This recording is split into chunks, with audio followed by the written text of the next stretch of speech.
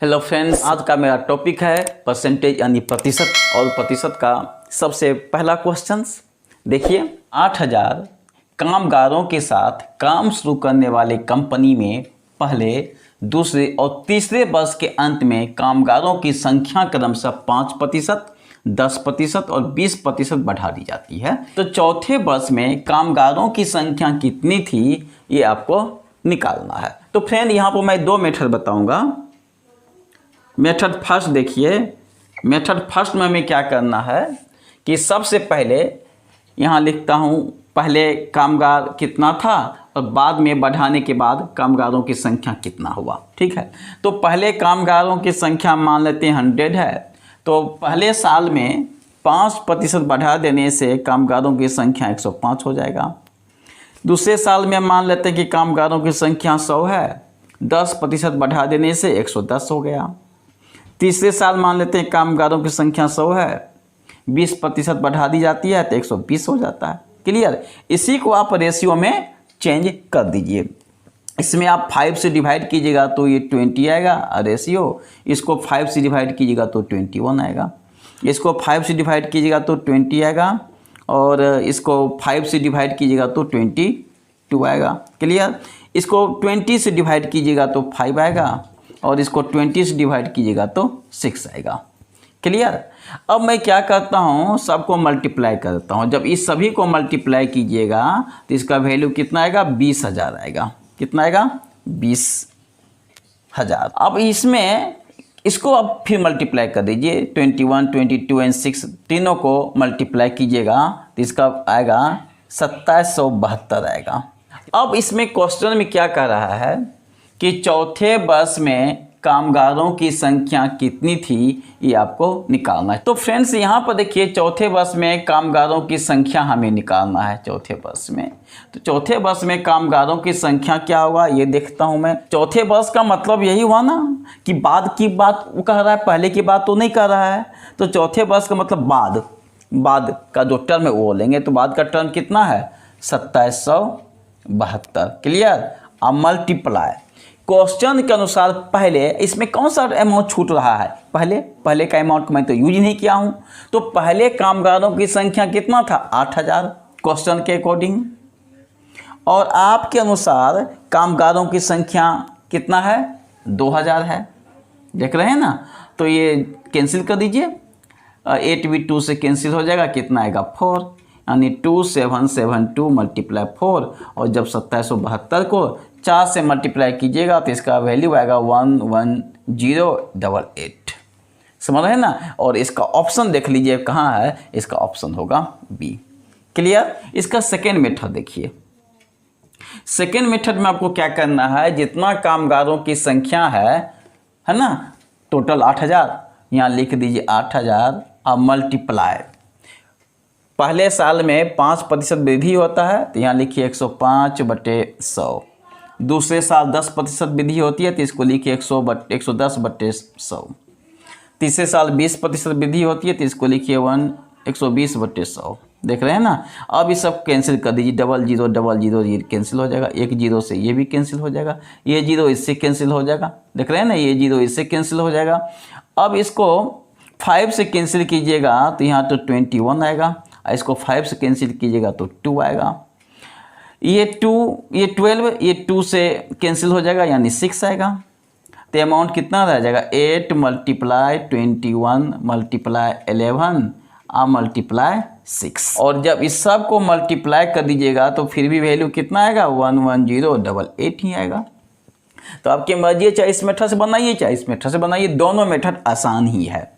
Clear? अब मैं ले चलता हूं सेकेंड क्वेश्चन की ओर। एक संख्या पहले 20% कम की जाती है, फिर इस कम की हुई संख्या में 20% वृद्धि की जाती है। तो परिणामी संख्या मतलब वृद्धि करने के बाद की संख्या।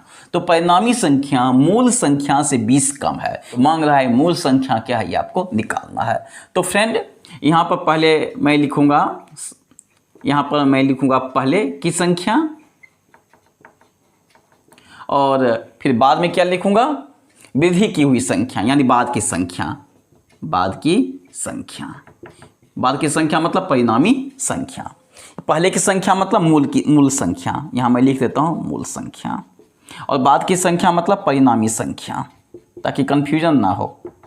परिणामी संख्या क्लियर। यहाँ पर पहले संग मान लेते हैं 100 है, अब 20% कम की जाती है तो इसका परिणामी संख्या कितना हो जाएगा, 80 हो जाएगा। सेकेंड कंडीशन में क्या कर रहा है, इस कम की हुई संख्या में 20% वृद्धि की जाती है। मान लीजिए कि कम की हुई संख्या कितना है, मूल संख्या 100 है, अब 20% इसमें वृद्धि कर देते हैं तो हो जाएगा 120।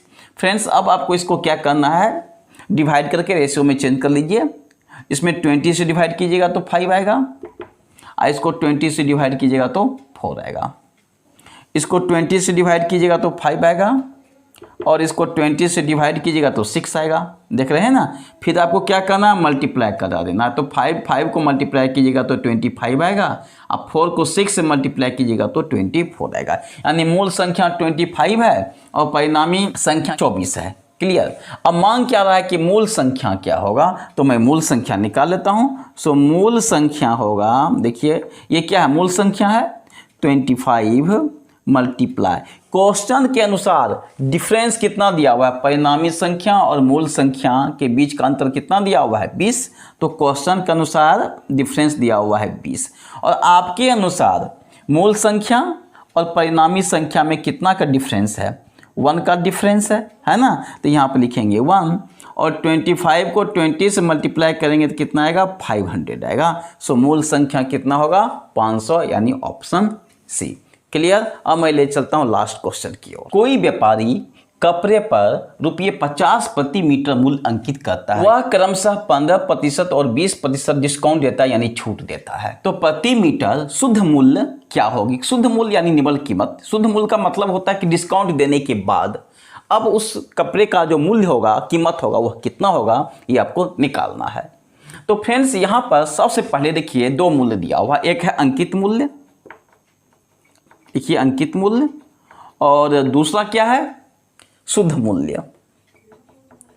शुद्ध मूल्य मान लेते हैं कि अंकित मूल्य 100 है, और इस अंकित मूल्य पर 15% अगर डिस्काउंट देता है तो 100 को चीज़ कितना में मिलेगा, 85 रुपया में मिलेगा। क्लियर।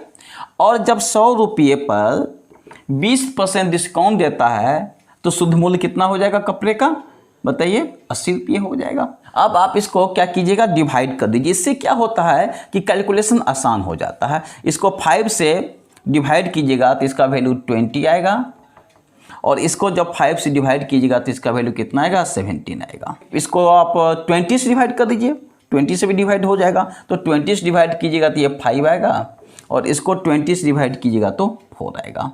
अब दोनों को मल्टीप्लाई कर दीजिए तो कितना हो जाएगा, ये 100, और इसको मल्टीप्लाई कीजिएगा तो हो जाएगा 68। यानी अंकित मूल्य, ये अंकित मूल्य है ए, और ये शुद्ध मूल्य है यानी एस।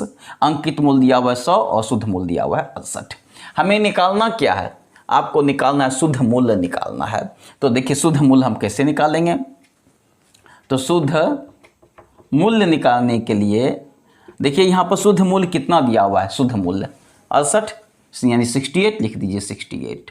लेकिन ये शुद्ध मूल्य लिखने के बाद एक चीज़ मेरे पास रह गया है, क्या, अंकित मूल्य। ये देखिए 100 रुपये अंकित मूल्य है, इसका मैं तो यूज नहीं किया हूँ। लेकिन क्वेश्चन के अनुसार अंकित मूल्य क्या है, ये देखिए क्वेश्चन के अनुसार कपड़े का अंकित मूल्य प्रति मीटर कितना है, 50 रुपये है, तो यहाँ लिखते हैं 50। और आपके अकॉर्डिंग अंकित मूल्य कितना है, 100, तो यहाँ पर लिखता हूँ मैं 100। तो ये 50 से ये 100 डिवाइड हो जाएगा 2 से, और ये 68 भी 2 से डिवाइड हो जाएगा, यानी 34 आएगा, यानी 34 रुपीज।